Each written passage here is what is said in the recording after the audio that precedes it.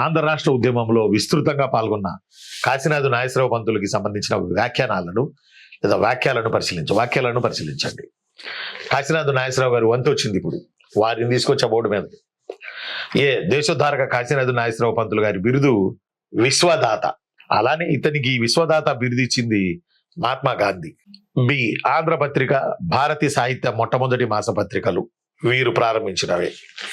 C Kashinath Nageswararao building పేరు Sribagh. D 1893లో ముంబైలో Amrutanjan limited ని కాశీనాథు నాగేశ్వరరావు పంతులు గారు ప్రారంభించారు.